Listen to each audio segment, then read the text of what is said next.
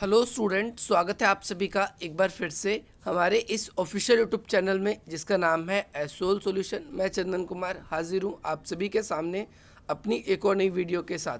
So guys, आज की इस नई वीडियो में हम ये बात करेंगे जो बीए प्रोग्राम के थर्ड ईयर के हिस्ट्री के स्टूडेंट हैं, स्पेशली डिसिप्लिन कोर्स के स्टूडेंट्स हैं और जिनकी बुक का नाम है विश्व इतिहास के मुद्दे 20वीं शताब्दी, यानी issue in world history the 20th century. इसके बारे में आज हम बात करेंगे। ऑल दो जितने भी आप लोगों के इम्पॉर्टेंट क्वेश्चन है आज की इस वीडियो में आप लोगों के क्लियर हो जाएंगे, जो आपको एग्ज़ाम के दौरान में या देखने को मिलेंगे या एग्ज़ाम से पहले आप लोगों को तैयार करने चाहिए। ये जो क्वेश्चन है ये 10 तारीख को जिन स्टूडेंट्स का 10 जून को एग्ज़ाम है उनके लिए भी, और जिन स्टूडेंट्स का एग्ज़ाम 11 जून को है उनके लिए भी इम्पॉर्टेंट रहने वाली है। तो चलेगा, ज़्यादा देर न करते हुए आज की अपनी इस वीडियो को हम स्टार्ट करते हैं। सबसे पहली बात तो ये जो बुक है जिसकी वीडियो आज आप देख रहे हो ये अध्ययन सामग्री 1 है, और इसके बाद इसी वीडियो में आपको अध्ययन सामग्री जो 2 है उसके बारे में भी आपको पता चल जाएगा, उस बुक से भी क्या कुछ इंपॉर्टेंट आपके क्वेश्चन बन सकते हैं। तो यहाँ पर सबसे पहली बात, यहाँ पर जो भी कार्यक्रम दिया हुआ है, जितने भी चैप्टर्स यहाँ दिए हुए आप देखोगे, सबसे फर्स्ट चैप्टर है इसके अंदर अवधारणाएं परिभाषाएं। तो उसमें आधुनिकता क्या है, मॉडर्नाइजेशन क्या है, और ये आधुनिकता पूंजीवाद से कैसे संबंधित है, ये क्वेश्चन आपके एग्जाम में इस जगह से, इस चैप्टर से आज के पेपर में देखने को मिल सकता है। या 20वीं शताब्दी की प्रमुख कौन कौन सी अवधारणाएं थी, ये क्वेश्चन एग्जाम में आप लोगों के आ सकता है। तो इसमें पूंजीवाद आप अच्छी तरीके से लिखेंगे, समाजवाद अच्छी तरीके से लिखेंगे, साथ ही साथ में उदारवाद, नव उदारवाद, इन सभी परिभाषाओं या इन सभी अवधारणाओं का आप ब्रीफली इंट्रोडक्शन के साथ में इसका वर्णन कर सकते हैं। ये आपकी यूनिट 1 के अंदर। सेकेंड यूनिट अगर आप देखेंगे तो इसके अंदर आप लोगों के 4 लेसन आते हैं, जिसमें प्रथम विश्व युद्ध क्या है, प्रथम विश्व युद्ध के क्या परिणाम है, ये दोनों चीज़ें आप लोगों को फर्स्ट और सेकंड लेसन में देखने को मिलेगी।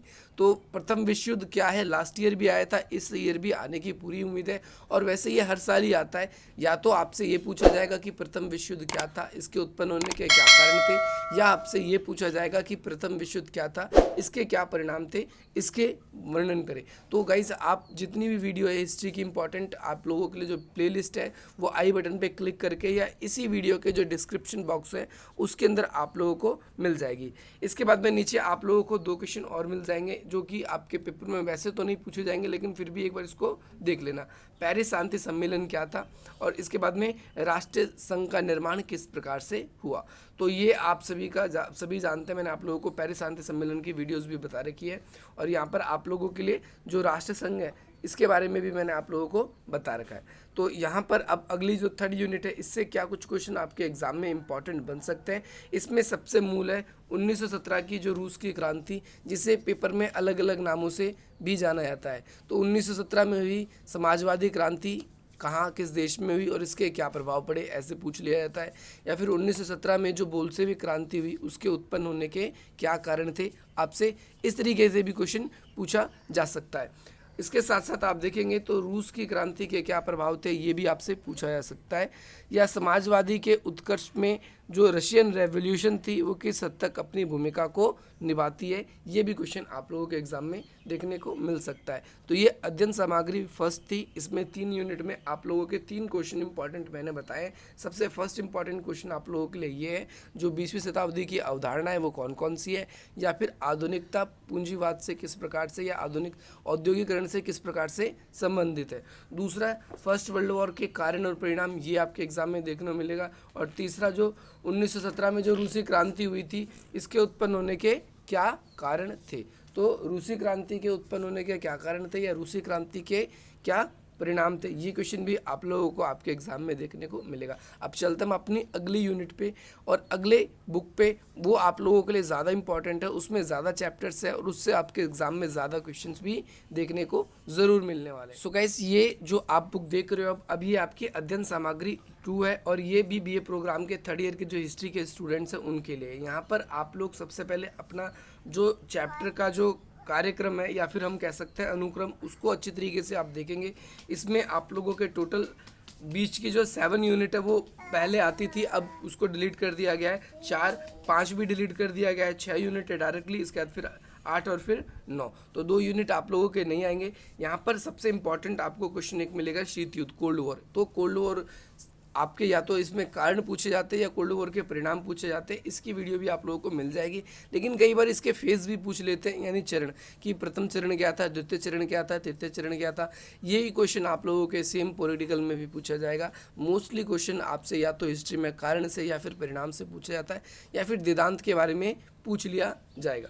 इसके बाद में 1929 में जो विश्व स्तर पर आर्थिक मंदी आई थी, जो ग्रेट डिप्रेशन जिसे बोलते हैं, या जो ग्रेट इकोनॉमिक क्राइसिस थी, वो क्या थी क्या नहीं थी, इसके बारे में आपको। सो गाइस, इस सभी टॉपिक्स के जितने भी टॉपिक्स मैं आपको बता रहा हूँ उन सभी की वीडियोस आप लोगों को मिल जाएगी। और मैं आज की इस वीडियो में ये भी क्लियर कर दूंगा कि आपको कैसे मिलेगी, कैसे नहीं मिलने वाली। इसके बाद में भूमंडलीकरण से वैसे क्वेश्चन बनता था, उम्मीद कम है, लेकिन एक बार आप इसको भी देख लेंगे। इसके बाद में आप देखेंगे जो उत्तर और दक्षिण के जो पर्यावरण के मुद्दे हैं वो अलग अलग क्यों हैं, इसके बारे में भी आपसे एग्जाम में क्वेश्चन पूछा जा सकता है। और साथ ही साथ में उत्तर और दक्षिण के जो मानवाधिकार आंदोलन वो कैसे डिफरेंट है, उसके बारे में भी पूछा जा सकता है। तो यहाँ पर हमें उत्तर की तरफ में सभ्यता अच्छी हैगी, हमें ये दिखाई देता है। वहाँ पर हमारा डिस्क्रिमिनेशन कम हो रहा है यूरोप में, और साथ ही साथ अमेरिका जैसे देशों में डिस्क्रिमिनेशन कम है। लेकिन अगर हम बात करते हैं साउथ साइड के जो देश है उनमें ज़्यादातर डिस्क्रिमिनेशन देखने को मिलता है, और पर्यावरण के मुद्दे भी अलग अलग है। उत्तर के देशों ने अपना डेवलपमेंट कर लिया है, तो वो लोग कहते हैं कि भाई पर्यावरण को सुरक्षित करना चाहिए, देशों को अपनी औद्योगिक गतिविधियों पर प्रतिबंध लगाना चाहिए। और वहीं दक्षिण का कहना है कि अभी हमने तो पर्यावरण चाहे नुकसान में हो या कैसे भी हो, अभी तो हमने डेवलपमेंट करना स्टार्ट ही किया है। पर्यावरण तो आप लोगों ने स्टार्ट किया था दोहन करना, तो आप लोगों को ही ज़्यादा क्या करना चाहिए, पर्यावरण को सेव करना चाहिए। ये इस चैप्टर के अंदर आपका पूछा गया है। इसके साथ साथ एक क्वेश्चन आप लोगों को ये भी दिखाई दे सकता है आपके एग्जाम में कि सोवियत यूनियन व्यवस्था क्या थी, यानी सोवियत व्यवस्था आपसे पूछी जाएगी सिंपली वे में कि वो क्या थी क्या नहीं थी। तो ये क्वेश्चन आप लोगों का एक ये भी इम्पॉर्टेंट है।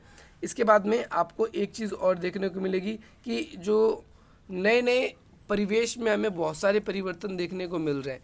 इसके अलावा कुछ वीडियोस मैंने आप लोगों के लिए और भी बना रखी है और अच्छी तरीके से, जिसका लिंक आपको वीडियो के डिस्क्रिप्शन में मिलेगा। आप उन वीडियोस को अच्छी तरीके से देख सकते हैं। इसके बाद में वर्साई की संधि, जो आप लोगों के लिए वर्सली ऑफ ट्रीटी, ये भी इंपॉर्टेंट है। यहाँ पर आप लोगों को ये भी देखने को मिल जाएगा। इसके बाद पेरिस शांति सम्मेलन। तो इंपॉर्टेंट जितने ऑलमोस्ट क्वेश्चंस हैं जो आपके एग्जाम में पूछे जाते हैं वो आपको यहाँ पर सारे के सारे अवेलेबल मिल जाएंगे। सो गाइस, यही था आप लोगों के लिए अपडेट। इसके अलावा आप लोगों के लिए एग्जाम टाइम में जो भी अगर क्वेश्चन ऐसा होता है तो वो भी हम आपके लिए अवेलेबल करवा देंगे। सो गाइज, यही थी आप लोगों के लिए वीडियो। आई होप आप लोगों को वीडियो से वैल्यू मिली होगी। आप अधिक से अधिक मित्रों तक शेयर करेंगे। चलिए गाइज, मिलते हैं हम आपसे अपनी अगली वीडियो में। जय हिंद, जय भारत।